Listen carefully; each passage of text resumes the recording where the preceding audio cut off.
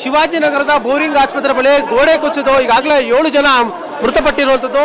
ಈಗಾಗಲೇ ಶಿವಾಜಿನಗರದ ಬೋರಿಂಗ್ ಆಸ್ಪತ್ರೆ ಕ್ಯಾಶುಯಾಲಿಟಿ ಬರೀ ಅವರ ಸಂಬಂಧಿಕರು ಬಂದು ಅವರ ಆಕ್ರಂದನ ಮುಗಿಲು ಮುಟ್ತಾ ಇರುವಂಥ ನಾವು ದೃಶ್ಯಾವಳಿಗೆ ನೋಡ್ತಾ ಇರ್ಬೋದು.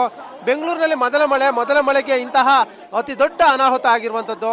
ಆಲಿಕೊಳ್ಳಿ ಮಳೆ ಬಂದು ಸುಮಾರು ದಿನಗಳ ಮಳೆ ಬಂದಂಥ ಖುಷಿಯಲ್ಲಿದ್ದವರಿಗೆ ಕ್ಷಣದ ಮಾತ್ರದಲ್ಲೇ ಈ ರೀತಿಯಾದಂಥ ಒಂದು ಅವಾಂತರದಿಂದಾಗಿ ಸುಮಾರು 7 ಜನ ಸಾವನ್ನಪ್ಪಿದ್ದಾರೆ. ಅವರ ಸಂಬಂಧಿಕರ ಒಂದು ಆಕ್ರಂದನ ಮುಗಿಲು ಮುಟ್ಟಿದೆ. ಆಸ್ಪತ್ರೆಯ ಮುಂಭಾಗದಲ್ಲಿ ಅಲ್ಲಿ ಬೀದಿ ಬದಿ ವ್ಯಾಪಾರ ಮಾಡ್ತಾ ಇದ್ರು. ಆ ಒಂದು ಸಂದರ್ಭದಲ್ಲಿ ಗೋಡೆ ಕುಸಿದ ಪರಿಣಾಮ ಶಿಥಿಲಾವಸ್ಥೆಯಲ್ಲಿದ್ದ ಒಂದು ಗೋಡೆ ಏನಿದೆ ಅದು ಕುಸಿದ ಪರಿಣಾಮ ಈ ರೀತಿಯಂತ ಘಟನೆಯನ್ನು ಸಂಭವಿಸುವಂಥದ್ದು. ಯಾಕಂದ್ರೆ ನಾವು ನೋಡ್ಬೋದು, ಬೆಂಗಳೂರಲ್ಲಿ ಒಂದು ಮಳೆ ಬಂದರೆ ಸಾಕು, ಕೇವಲ ಅರ್ಧ ಗಂಟೆ ಮಳೆ ಬಂದರೆ ಸಾಕು, ಎಷ್ಟು ಮಟ್ಟಿಗೆ ಅನಾಹುತ ಆಗುತ್ತೆ ನಾವು ನೋಡಿದ್ದೀವಿ.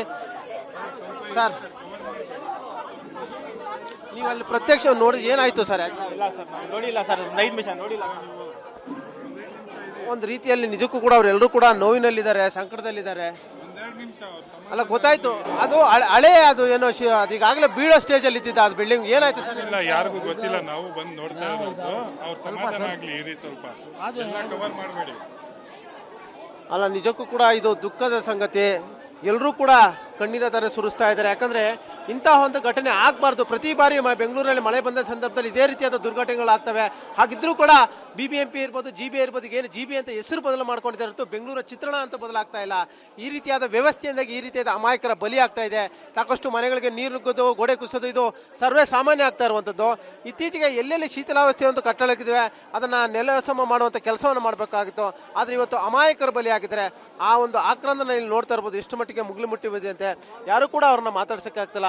ಆ ನೋವಿನಲ್ಲಿದ್ದಾರೆ ಅವರು. ಯಾಕಂದರೆ ದಿಢೀರಾಗಿ ಗೋಡೆ ಕುಸಿದ ಪರಿಣಾಮ ಅವರಿಗೆ ಆ ನೋವಲ್ಲಿರುವಂಥ ಸದ್ಯ ಆ ಬೋರಿಂಗ್ ಆಸ್ಪತ್ರೆ ಕ್ಯಾಶುಯಾಲಿಟಿಯಲ್ಲಿ ಅವ್ರನ್ನ ಎಲ್ಲರೂ ಕೂಡ ಮೃತದೇಹಗಳನ್ನು ಇರಿಸಿರುವಂಥದ್ದು. ಈಗಾಗಲೇ ಪೊಲೀಸರು ಕೂಡ ಮತ್ತೊಂದು ಕಡೆ ವ್ಯವಸ್ಥೆ ಮಾಡ್ಕೊಳ್ತಾ ಇದ್ದಾರೆ. ಈ ಒಂದು ಸುತ್ತಲೂ ಕೂಡ ಬ್ಯಾರಿಕೇಡ್ಗಳನ್ನು ಹಾಕುವ ಮೂಲಕ ಯಾರು ಕೂಡ ಇಲ್ಲಿ ಬರದಂತೆ ಕೂಡ ನೋಡ್ತಾ ಇರುವಂಥದ್ದು. ಯಾಕಂದರೆ ಹೆಚ್ಚಿನ ಸಂಖ್ಯೆಯಲ್ಲಿ ಇಲ್ಲಿ ಸೇರಬಾರ್ದು ಅನ್ನೋ ನಿಟ್ಟಿನಲ್ಲಿ ನೋಡ್ಬೋದು. ಗಾಯಾಳುಗಳನ್ನು ಕೂಡ ನೋಡ್ಬೋದು. ಬೇರೆಯವರು ಕೂಡ ಬರ್ತಾ ಇದ್ದಾರೆ. ಬೇರೆ ಕೇಸ್ ಇದ್ರೆ ಅವ್ರನ್ನ ಕೂಡ ಶಿಫ್ಟ್ ಮಾಡುವಂಥ ಕೆಲಸವನ್ನು ಮಾಡ್ತಾ ಇದ್ದಾರೆ. ಕ್ಯಾಮರಾ ಪರ್ಸನ್ ವಿಷ್ಣು ಜೊತೆ ಶಿವರಾಜ್ ಕುಮಾರ್, TV9 ಬೆಂಗಳೂರು.